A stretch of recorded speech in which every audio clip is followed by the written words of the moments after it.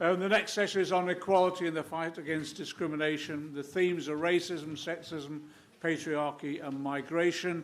Let me introduce Rafeef. Rafeef is a lecturer in comparative politics at the Middle East at King's College London. Her research interests are broadly concerned with the political economy of war and humanitarianism, racism and the security state, particular focus on the Middle East. Her research is focused broadly on political economy, gender and race, with a focus on Middle East and East Africa.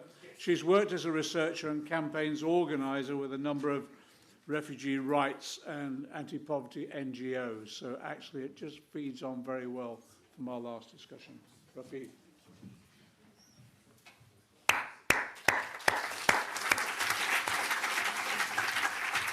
Okay. Marhaba, hello to the last few still standing. You've had a long morning. We've thrown a lot of data at you. A lot of it has been like scary data, horrific data of stories from around the country. So can I just get that side of the room to say hey? Hey! All right, this side of the room? You're already wobbling. Middle of the room? Hey! All right, because if we're going to actually build for change, we need a little bit more energy in the room. And I have to say that before becoming an academic, and I put on my fake blazer this morning so you could all realize I'm an academic, I was an organizer. So my instinct, I was a trade union organizer, and then I was a community organizer. So my instinct in a room like this is to actually break us up into groups and start speaking about organizing, and to get the organizers in the room up on this platform speaking. Because I think, as you've all heard, the situation is really urgent and dire. And I teach public policy, and I often tell my students that no matter how magnificent the policy we've come up with is, if we don't have the organizing power behind it, then it's just ink on paper. And I think what we really need to do now with the urgent situation we've heard about is figure out how to get organizing spaces to deal with the real emergency on the streets that we are dealing with. So thank you very much for the invitation to be part of this discussion. I wanted to speak today in the spirit of Cabral's call to tell no lies, expose lies whenever they are told, mask no difficulties or mistakes or failures, claim no easy victories. And I think we have to admit that there has been a crisis of figuring out where to go and where to head after the latest elections. And we seem to be hearing the word crises over and over, whether it's refugee crisis, migration crisis, health crisis, almost to the point where we've forgotten the real meaning of that word. And any policy analysis we do today has to deal with the dynamics of Britain and contend with, first and foremost, the devastating consequences of Tory-led austerity, neoliberal austerity, over the last decades that was ushered by governments before it, we shouldn't forget.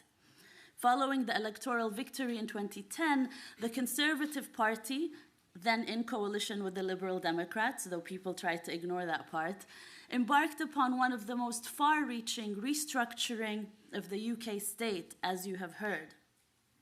Utilizing also opportunities presented by the 2008-2009 global economic crash, the coalition government led a raft of savage cuts to welfare and public services, including 27% cuts to local government. And I was very glad somebody brought up local governments, because they are the first forward-facing ones that have actually felt the cuts. This also included a 68% reduction in spending on social housing. The results, again, as you have heard this morning, have been an unmitigated social and economic disaster. By 2018, more than 20% of the country's 66 million strong population were living under the poverty line, with 1.5 million people utterly destitute. That is lacking basic essentials. And I purposely picked the statistics from 2018 because now there's a narrative that it was COVID and the war in Ukraine that wrecked the economy. Well, the Tories had actually done a pretty good job wrecking the economy even before COVID had come. And in these conditions, what I want to speak about today are two questions, and as Mary alluded to in her talk, that were largely missed in the politics and policy that were put forward on the left. And those were the questions of migration and anti-racism. Because in these dire economic conditions, it is central that we discuss how migration and anti-racism are framed as both political and policy issues. It is striking how in the current time, the question of migration has been rendered so central to all political speech. Debates over national security, economic growth, crime, the erosion of public services, and even ecological sustainability tend to hinge on how you see migration, how you understand migration, and how you debate it. Unfortunately, I have a fear that very often in progressive policy circles, we frame the issue as migrants need to be treated better, so we should treat them better than how the Tories treat migrants. I fear that this makes the issue a question of hospitality and degree of accommodation, rather than one of class politics, mobilizing, and organizing. So let me be even more blunt. I do an exercise with my students sometimes when I tell them, close your eyes and I'll say the word worker, what comes to mind? And inevitably, no matter what the makeup of my classroom is, the students will say something about overalls, something about a big machine, and something about a white man. Now, if every young person thinks this is what the working class looks like in a city like London, where 81% of cleaners and workers in all sectors are migrants, then there is a racialized and extremely gendered dynamic about what a worker means in our society. There is sometimes a very simplistic economistic understanding of class that ignores the centrality of race and migration in the making of the working class. Not migrants somewhere else who are suffering because of something else, but actually how does migration work here? So my name is Rafeef. I come from a family of Palestinian refugees. The name Rafeef itself means the sound of birds' wings. My parents named me that because they thought birds can cross across borders, but we as human beings are not allowed to cross because we didn't have documents. I am supposed to stand here and tell you, but I'm a productive, good migrant. I'm one of the good ones that you should like. But that in itself is a dehumanizing step. Thinking that people are only as good as the job they can get because they can benefit the economy is in itself a move to make migrants worthy, deserving, or unworthy. And just as we understand Tory austerity as a violent process, we have to center in our politics and policy that the so-called international migration regime is also a brutal and violent one. So-called border management has entailed securitization, externalization, and criminalization of migrants and refugees, and anyone who dares to support them as well. The overall objective has been the warehousing of people externally, outside the global north, and preventing them from ever reaching here. It is not accidental that in his last days, Gaddafi actually threatened Europe with ousting refugees and allowing them to break through. For decades, the immigration regime was actually about making agreements with dictatorial regimes outside in order to control borders. But talk of a migration crisis or a refugee crisis is centrally a debate about what bodies have a right to free movement. There are, in reality, open borders for capital and open borders for individuals who can actually buy citizenship. Citizenship by investment programs, CIP, which allow the direct purchase of residency rights and a fast track to citizenship to those able to afford it. For England, where a golden visa program was introduced in 2008, the total amount of investment earned through the scheme is estimated to have reached 3.18 billion by 2015. With more than 60% of successful applicants, and I would do a quiz if I could, but I can't, 60% of the successful applicants to this golden visa have been from China and Russia. So when policies against freedom of movement are passed, or there are discussions against freedom of movement, in reality, they are a very specific assault on the movement of specific bodies who cannot afford to purchase citizenship.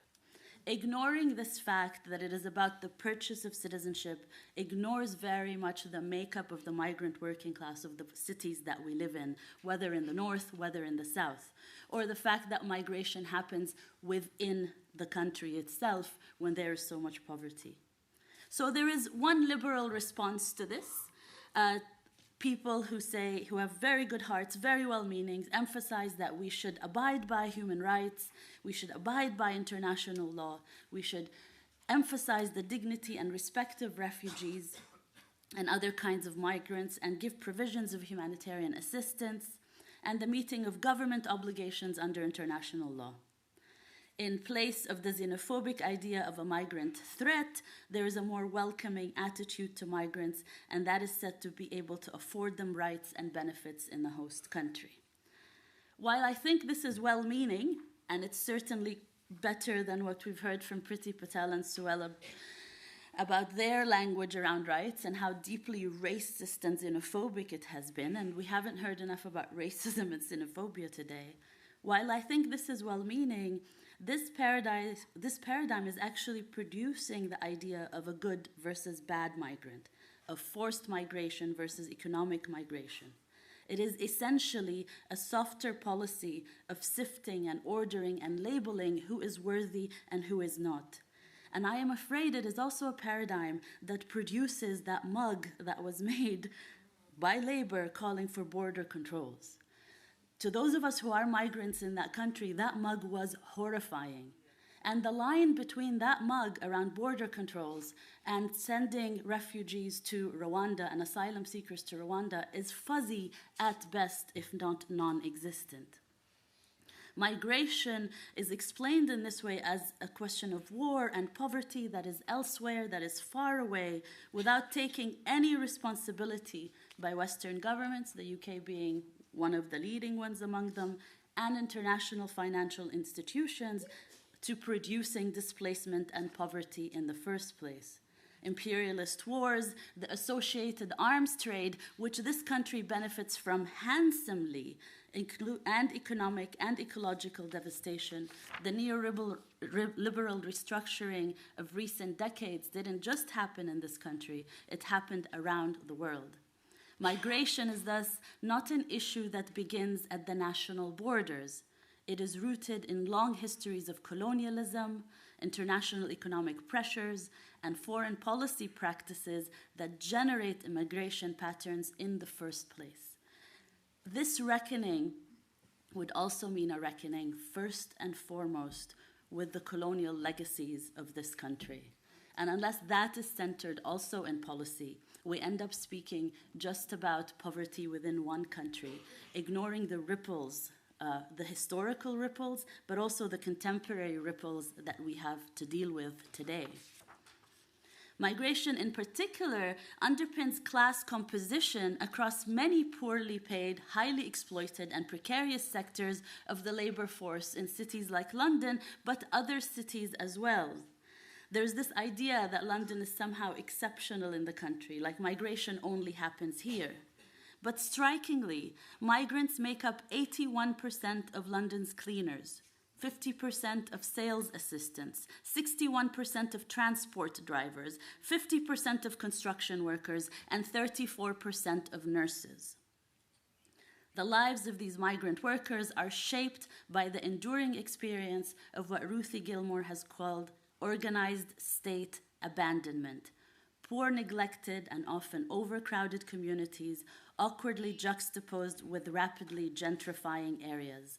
This reality, of course, was shockingly demonstrated by the Grenfell Tower fire. And we live in a city where something like Grenfell Tower can happen, and to this day we have no accountability to those who died in that fire, majority of whom refugees. This fire, and if there's any political lesson we can learn from this tragedy, is that as a left, we have to always recognize poverty's multi-ethnic, migrant city realities. A reminder that a politics of class worth its name must always remain attentive to the migrant, refugee, and asylum seeker, not as an outsider that is simply seeking charity, but as an agent of change that wants to mobilize and act.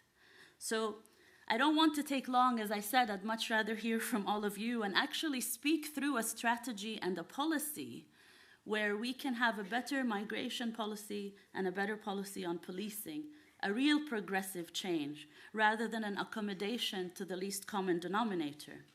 Rather than understanding migration as an issue of charity and adhering to international norms, understanding it as very much part of class struggle. And here I appreciate the person who raised this issue of what is class. Because here I'm also speaking about the unemployed. I'm also speaking about anybody who is suffering the consequences of this current economy.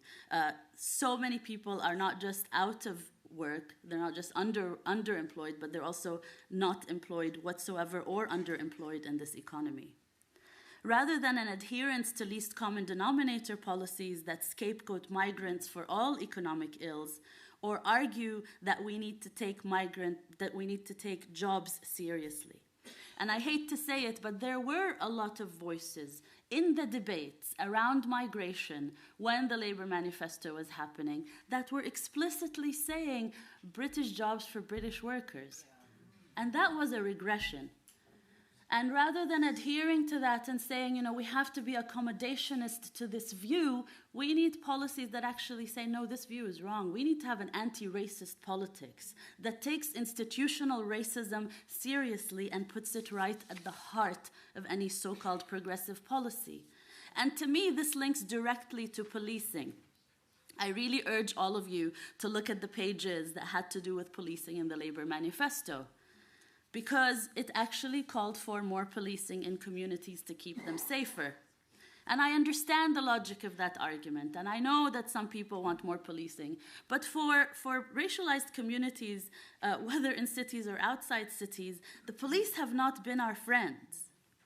I live in Wood Green, and on a weekly basis, I stop outside my train station, ensuring that police are not harassing young black men who are coming outside simply for being black, for no other reason. And I put my glasses on so they can take me seriously and not harass me in return. And there's an entire group of women who do that, again, on a weekly basis. So as a progressive policy saying we need more,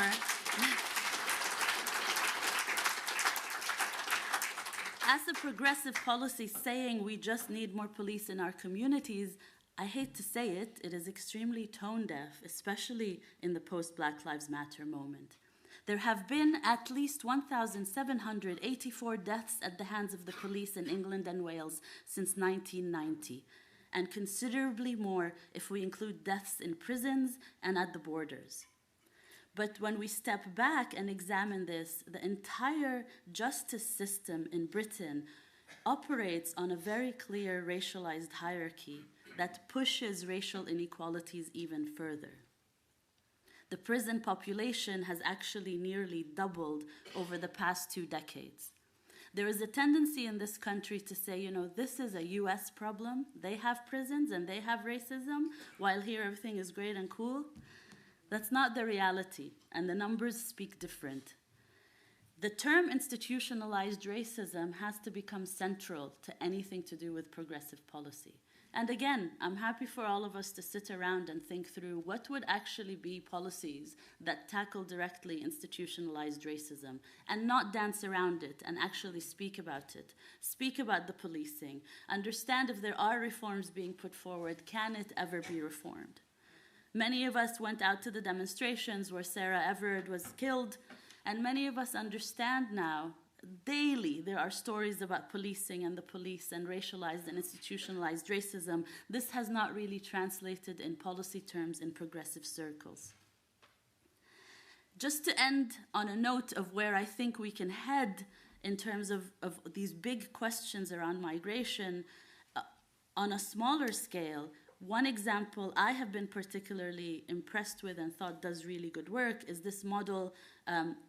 I used to live in Canada previously, and it was used quite extensively, the migrant worker centers. Now, some unions would have this associated with them, or sometimes they would be independent migrant worker centers that exist in numerous countries and have effectively fused migrant-led, community-based politics with a clear orientation to labor militancy and class politics.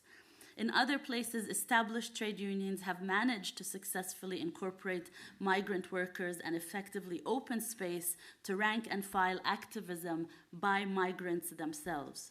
This is critically important, precisely because migrant workers tend to be found at the front edge of labor market deregulation and flexibilization, such as the increased use of temporary labor schemes and the proliferation of subcontracting agencies. They often lead resistance to such measures before they roll out to wider sectors of the class. And this is really important. A lot of this organizing exists, but a lot of it tends to get ignored if our entire focus is on what happens within parliament and electoral politics.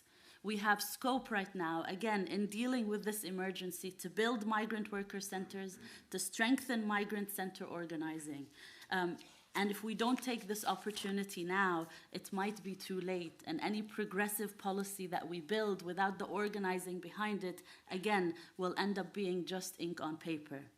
Campaigns against border violence, deportations, and detention centers, supporting migrants in legal matters and other day-to-day engagements with the state, ensuring access to services such as healthcare, education, childcare, language training, and so forth, and perhaps most importantly, fighting for the regularization of status for those who may be temporary, undocumented, or deemed illegal. These are all issues for and of labor. Migrant rights are workers' rights. That is not just an old slogan that we need to park when it is not necessary and hide it away and brush it under the rug. It is a slogan that needs to be central to our policy making. The harm caused by police, prison, and border systems is both very racist and also a very British problem. It is not external. Thus, it's not something that can be brushed under the rug and treated as a matter to deal with later. As many feminists would know, whenever in the 70s people would want to put gender equality on the table, people would say, well, let's get in power and we can deal with that later. And I feel there's a similar dynamic that happens around migrant rights and anti-racism. You know, let's just get into power and deal with this later, but we don't have the luxury. The communities we live in and the communities we come from don't have the luxury of that waiting. That organizing is happening right now, and we need to build that power now. Thank you.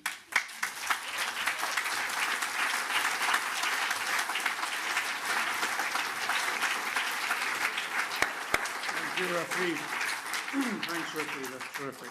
Our next presenter is Dr. Maya Goodfellow.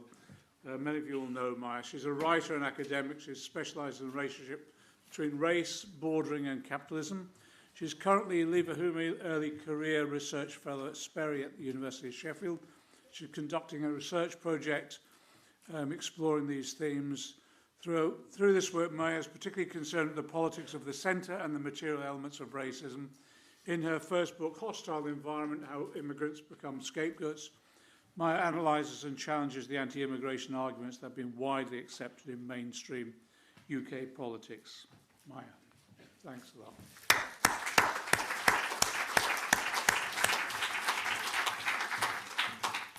Hi everyone.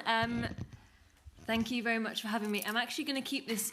I am going to keep this very brief because I think it's important for us all maybe to discuss some of the things that Rafeef has said, but also because we're covering, in quite pleasingly in a way, quite similar ground. But I don't just want to repeat exactly what she said. So I'm also going to focus quite specifically on immigration in the British context, largely because that's the kind of work that I do, but I think there are limitations to that. So maybe that's something we can also talk about in the Q&A if we want to think about what's going on elsewhere in the world that might be similar and different to here.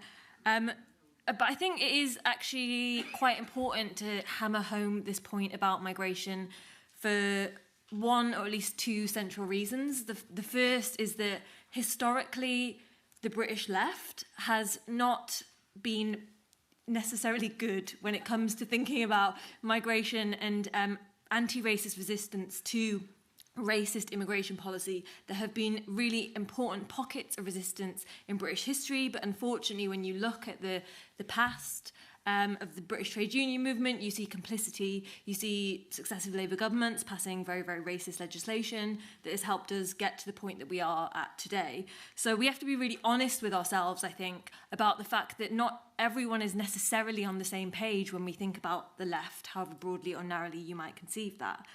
But the second thing that I think is really is probably worth saying before I sort of get into the specifics, is that I think it's really telling that even in this moment that we're in, when we have a Conservative government that is really going incredibly right-wing on channel crossings, there is barely even from the main opposition party a Liberal response. Barely even a Liberal response. We have someone leading the Labour Party who is a lawyer, who could say use lots of legal terminology to make the case in the way that Rafeef was saying, in a very liberal way that is very problematic, but would at least be better than where we are now, which is almost no response at all.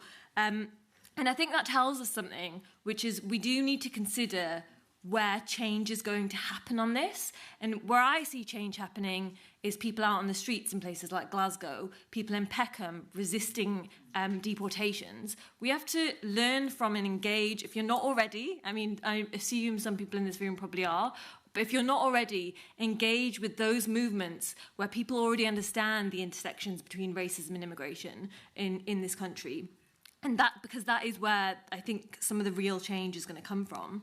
But if we want to think about, if you want to start talking about policy, I think the conversation around immigration and race in Britain is always going to be incredibly imperfect, because I don't think you can necessarily legislate away the deep-seated issues we have in Britain around immigration. But I think if we are going to think from a policy perspective, or from a party political perspective, or from an electoral perspective, there's a really necessary place we have to begin, and that is that we should not be simply forming a response to the current immigration regime and the current state of immigration discourse in Britain simply by looking at public opinion polls.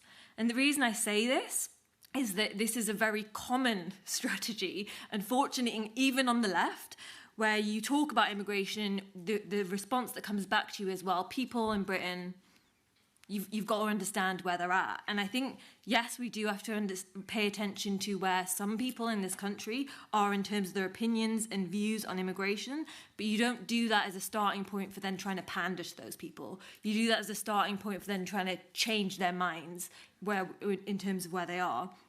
But the other thing is that I think even if the public opinion polls, this is another thing I hear a lot at the moment, is that public opinion is shifted post-Brexit, we're not post-pandemic, but post-lockdowns, people are beginning to soften on immigration. They're no longer as hardline as they once were. But the policies haven't changed. The policies have gotten worse. It doesn't actually matter to a large degree where the public opinion is, because the Conservative Party are passing the legislation that they're passing, making it harder to claim asylum in Britain, and the Labour Party are sitting back basically saying nothing other than we'll collaborate with the French better to stop people from crossing the channel. I mean, it tells you that this idea that public opinion is the barrier to having a better immigration policy or to having a better immigration discourse simply isn't true. And the other thing that I think is really necessary when we're looking at the state of affairs in Britain around immigration is there's this belief that New Labour came in, created a fairly liberal immigration system. They did change the immigration system in all kinds of ways, opened different avenues up for people to come in to work in this country. But then you had an increase in anti-immigration sentiment because they let too many people into the country. And that tells you that it's a natural reaction to too much immigration that causes things like Brexit. We have to reject that idea, obviously, but we really have to engage with that argument that is anti-immigration sentiment is some kind of inherent or natural reaction to too much immigration. We know that that is an incredibly racialised argument, but we also know that unfortunately that is still a starting point for a lot of people in terms of their strategy to thinking about immigration in Britain, including on the left. And so the sort of final, or the two final things that I would say on this is, one is to reiterate something that Rafeef said that I think is really, really crucial. Over the past 2 years, I've done a lot of work around this idea of the economic migrant. Who is the economic migrant? I could sort of explain to you all the different ways that this term is used, but the main takeaway from all the research that I've done looking at the way that this has been used in British political discourse is that it's an incredibly racialising term, which I suppose is no surprise to many of you, but it also comes with ideas of what is useful in terms of capital accumulation and what is not. So who is the economically useful migrant? The economic migrant that is seen as positive, which was really the case under the new Labour government, and the economic migrant who is seen as a threat. And what you can read through that is then how policy is structured. Who is going to be let into the country, who is needed for the economy, who is not. And we saw a really good example of the flaws of this kind of thinking for a left strategy during the height of one of the lockdowns. If you remember, there was a big campaign against the NHS immigration health surcharge. So for those of you who don't know, that is a surcharge that people who happen to be migrants have to pay on top of paying already for the NHS through their taxes, like people who happen to be citizens. There was a big campaign around that where people were quite angry that people who were doctors and nurses and carers, porters in the NHS were having to pay twice over for the service that they were staffing in this moment of sort of public outpouring around people who were key workers. And there was a successful campaign to end the surcharge for people who were health workers, albeit the government was sort of slow to implement. But that's where the campaign ended. And I thought that was a real moment of showing us, A, who is seen as valuable and who is not, and B, if our campaigning is structured around the contributions that migrants who are outside of British citizens make to Britain, that's where how your humanity gets determined. That tells us that is a bad basis. It can be maybe a starting line, depending on where you're kind of beginning, but that is a bad basis for campaigning and changing things in this country to make sure that everyone is treated equally. And so the final thing that I would probably say is there's a word that, I probably have used in the past few minutes, but that I do think we need to all kind of focus in on is like we always talk about immigration, we think about what can we do around immigration, around migrants, how can we make sure people are treated better, we talk in these terms. What we should be talking about is the border. Like, we shouldn't be talking about people who are migrants, people who happen to be born in another country and have moved here for whatever reason that may be. Because ultimately, there can be a less violent immigration system. We should work towards making it so that certain parts of our current immigration regime are changed. That could be done fairly easily in the short term, but there can be no progressive border. You are always going to be filtering people out on some kind of, whatever kind of criteria you come up with. And so we need to get more comfortable with talking about bordering and talking about the damage that the border does to people's lives, instead of allowing the conversation and the policy to be based around bordering as supposedly protecting people who are already here. And so we do need to get more comfortable with talking about dismantling the border. And I think that maybe is an uncomfortable place for some people, but it has to be a horizon for campaigning and for pushing for change. Otherwise, we end up reproducing the exact same politics that we claim to be wanting to resist. But I'll end it there. Thank you.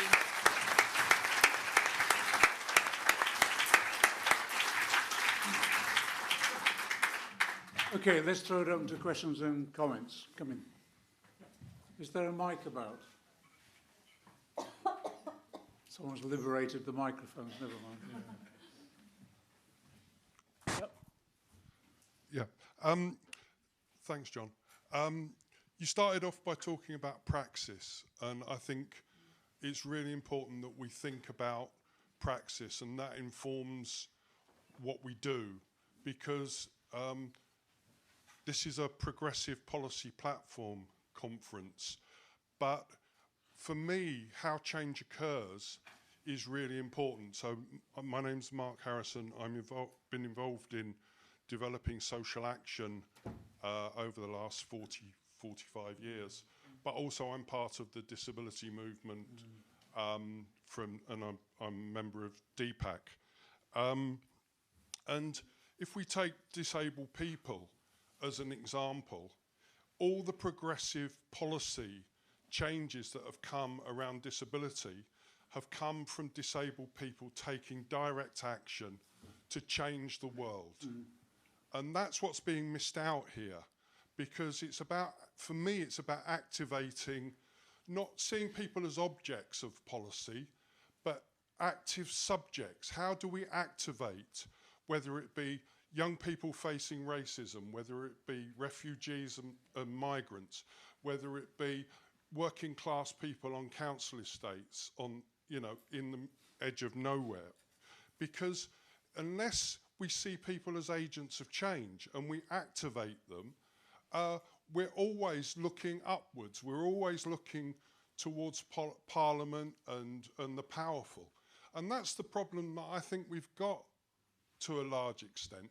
Nobody will fund disabled people to change the world for themselves. We have to do it. You know, the British government won't do it. None of the think tanks will. You know, this whole, just give an example, the whole debate around the National Care Service. Disabled people have been fighting for a national independent living service. We don't want social care. Social care is a 20th century response to 21st century problems. The social care system is rooted in the 19th century, in the workhouse, in the poor laws. It's a privatised system. Social care is being used by the government as a battering ram and as an example of how to privatise the NHS. Why would we want to fund social care, which 85% of it is delivered by the private sector?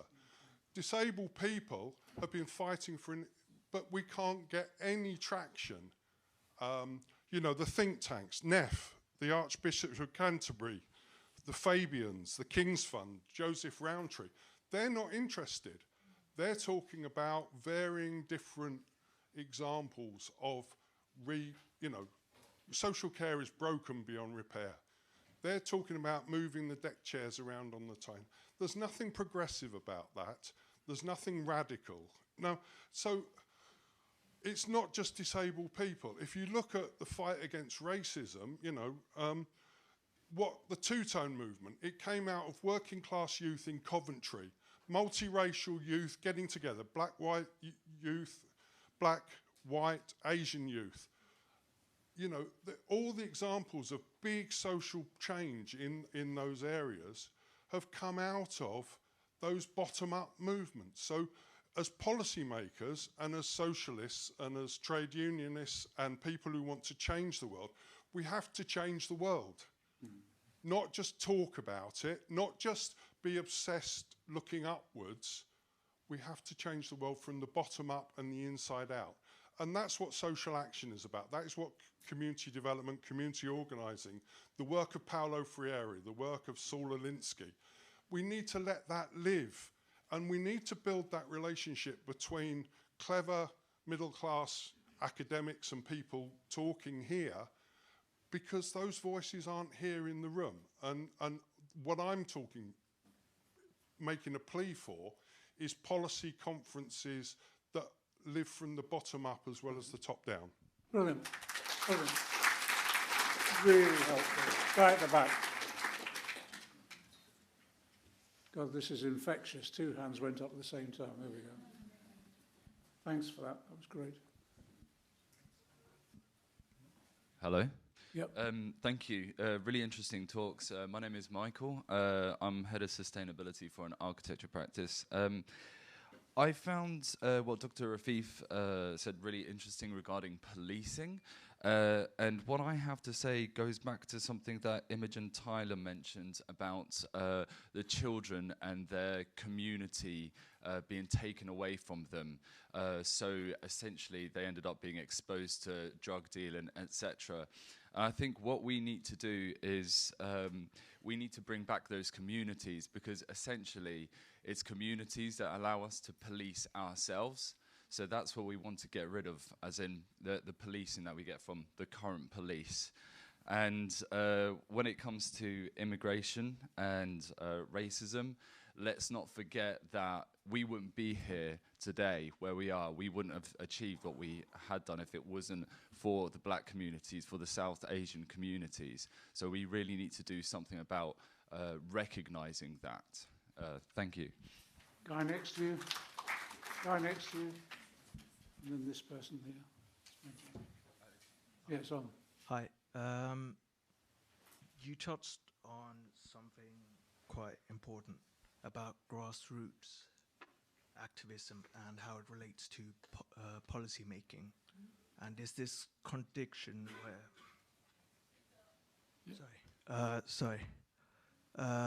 there's this contradiction where once you put out a policy paper, whether it's progressive or not, that is something that's eventually going to have to get pushed back by grassroots activism. And how do you see these two things really? Okay. There's a guy down here and there's a bloke up on the right. Well, I don't mean on the right, I mean up there somewhere. Sorry, I didn't see you. We'll come to you now, okay.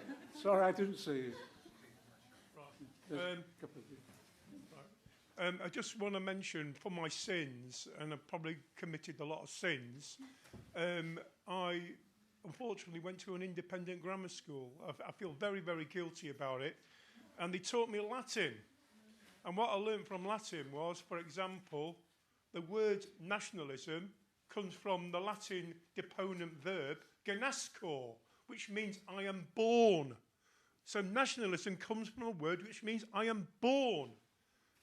Guess what? You can be born anywhere in the world and you can't control where you are born. So that really critically attacks, in fact exposes, how nationalism is totally ridiculous. And on the point of economic migrant, the word economics comes from the Greek word oikos, which means a house. Shouldn't the world be a house for everyone? Doesn't that make sense? Doesn't that make an absolute idiocy of nationalism? If we are going to address these problems, the arbitrary choice of national borders, and I say that again, the arbitrary, and the arbitrary comes from the Latin word arbiter, which means judge. We are not supposed to be judges. We are supposed to actually allow freely all human beings to participate in the world. That's what we should be as human beings. And finally, a 6-line poem. God. A bird has wings. It knows not nations. No one has a right to clip our human wings. None of us deserves little leaky boats. Everyone deserves the world equally. All of it not fragmented by arbitrary borders. This is poetry. Poetry fuels the imagination. Do not lie down and accept it. Two peoples? No. No, we are one humanity. And we must not allow the entirety of creation, nature, to be ruined by greed. Thanks a lot. Thanks a lot. You learn stuff at these conferences, don't you? Hi, my name's Sharon. I'm a dietitian. I also teach public health. So food and health is something that's really, sort of my bread and butter, if you like. And sort of one of these sort of key, and so I'm heavily involved with the Right to Food campaign, Ian Byrne's Right to Food campaign, because of all that I do. But involved in that campaign is the issues around food banks and means testing and who goes to food banks and who has to and questions universality and how do we build unity in working class communities around our rights. And the right to food is something that you can use in order to build rights around, you know, to put out a call for universal free school meals, for the ends and means testing around food banks. And in my own area, which is Lewisham, where you've got the anti-raid squad going on, then it's really, it's absolutely, I was out this morning, I go out every day because we've got around our local football club where we have food drives. You also have now stickers going up with double H on it, so going around trying to take off the double H all the time. And so, as Glyn was saying, which is Heil Hitler, as Glyn was saying, there is sort of like an underbelly going on in communities because of the want that's there, because of the suffering that's there. And the key question is how do we bring communities together? And so, for me, a lot of that is what we do on the ground. It is about the social action that we do, but it's also recognising how can we, within the movement, it's not waiting for whether we get a Keir Starmer government or not, it's here and now. And we need calls now, and we need Labour councils now who are going to address the questions, universality around questions like food. If we get it around food, we get it around other things. But it's an argument that you can win that says to people, this is for all of us. If we don't have universal rights, and who is let out, who is left off? If you've got more people going to food banks, and the biggest numbers of people going to food banks are migrants and low-paid workers, then at a certain point now, there's not enough food at the food banks as it is. So it's getting a bigger stretch, and people start blaming others. And so the problems are real on the ground now. And so, I suppose the question, this is building toward a question, but it's around, what do we do on the left and as socialists within communities? What demands do we put out now that build unity? For me, I think the big call we have to give is around our universal rights, because that's what's been taken away. And food is one way that articulates that, because you know, if you don't have your right to food, then in order to have your right to food, you need a right to live and income and so on and so forth. But it's something that is, you know, that has to be there for everybody and brings together supporting the rights of migrants, low-paid workers with the rights of all of us. Because I think if we don't find something, I think we have to start giving a much greater voice to our universal rights as a way of pulling together our communities and making sure our communities stay together and support each other. But the problem we've got is that Labour councils are not going to give those universal rights, and that is a big problem, because on the ground we've then got to build a movement that will keep people together, organising for those universal rights. And so, if that's what I wanted to say, so I just think I'd love to hear your views just on something is here and now. What should we be campaigning on that pulls our communities together? You spoke earlier, so I'm just going to bring these last two in before the panel. Sharon's been working with Eileen O'Keefe over the recent years as well. It's worth Googling the work that they've done. The last two, and then I'll bring the panel in, and then you can have your right to lunch, okay? Be quick. No, it can be quick. I just want to say, I work in the NHS at St George's Hospital in Tooting. The nurses have been on strike. I've been in picket lines Tuesday and Wednesday for the nurses, and on Thursday I was out for the physiotherapists. Just want to make the point, the NHS was built on immigration. If you look at the history of immigration controls, the first immigration controls in the United States were brought in against Chinese immigrants. The first immigration controls in Britain were brought in 1905 against Jewish immigrants. I'm an internationalist. I don't believe in borders.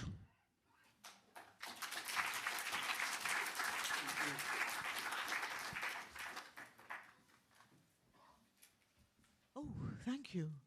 I just wanted to say very briefly, I think I agree with absolutely everything that's been said. Good. But I think we should talk about international imperialism. We should think about the arms sales. We should think about Ukraine and guns and what happens to our industry and our people and ourselves when this sort of thing is going on. I'm Jewish. I'm a pro-Palestinian Jew.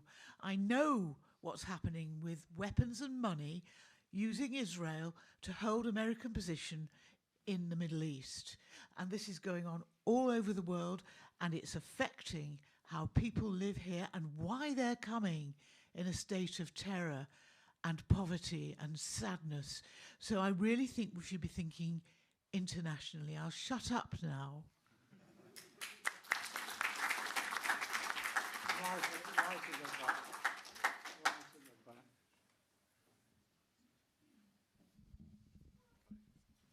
Sorry for being awkwardly located. I'm a PCS rep, and in our branch, every year we do an equalities assessment of the casework we've had to do, and every year the same thing comes back, which is you're massively more likely to be discriminated against by your manager if you're not white.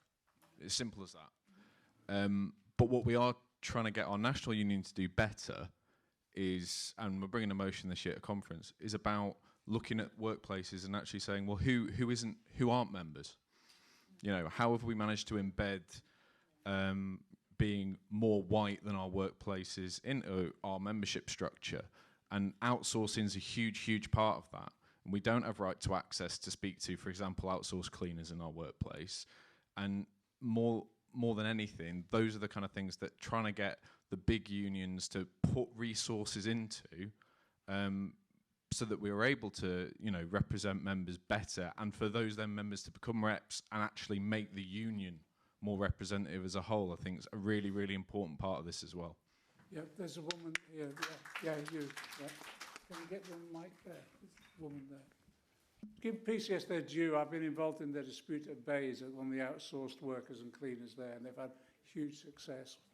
And it's one of the most vibrant campaigns I've been involved in. Thanks. Yeah, thanks.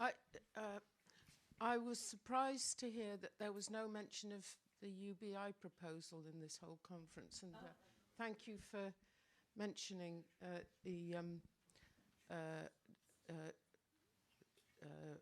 right to a living income. Yeah.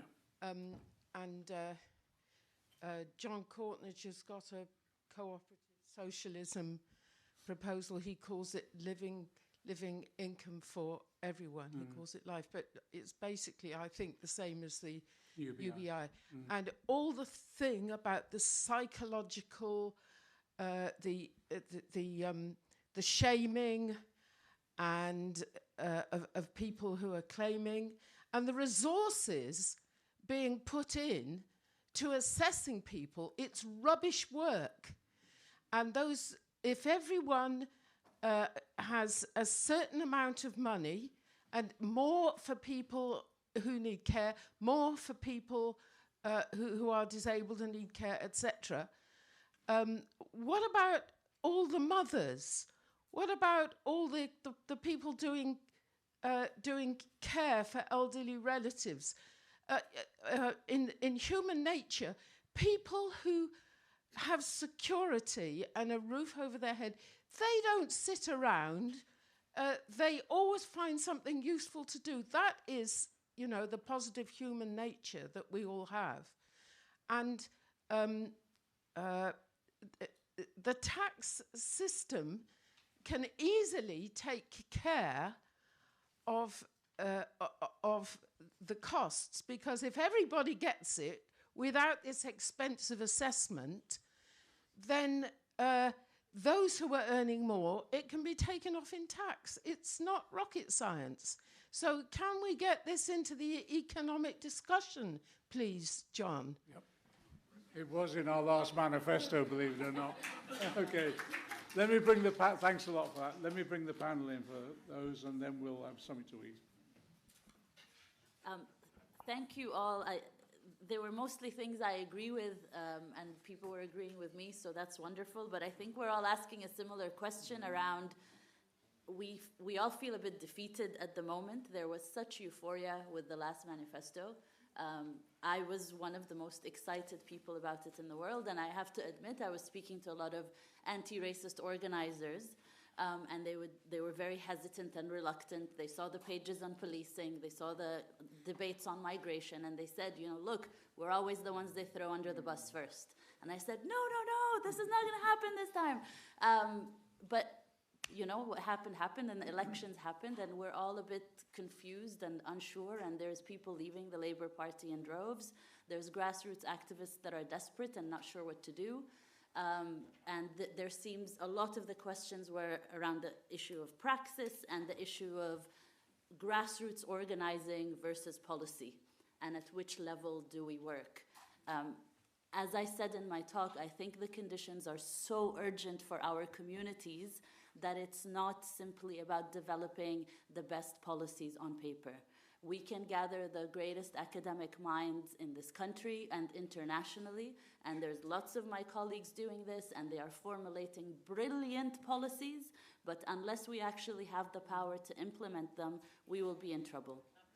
And I think one of the issues that happened last time is people who were amazing came into power and were like, oh my God, we have no infrastructure whatsoever to actually implement the things we're speaking about, and had to be making these policies on the go.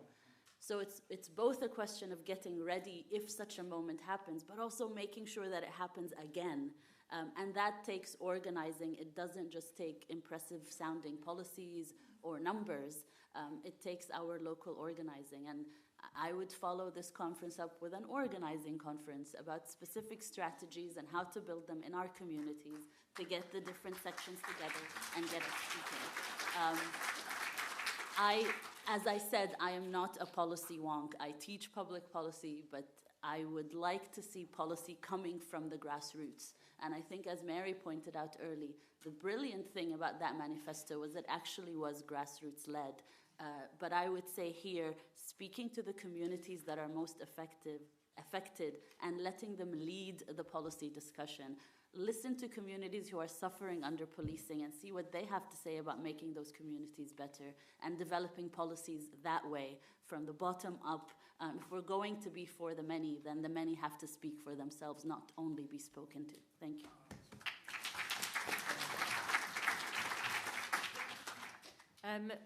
Yeah, I think I will keep it short, because you can then all have your lunch.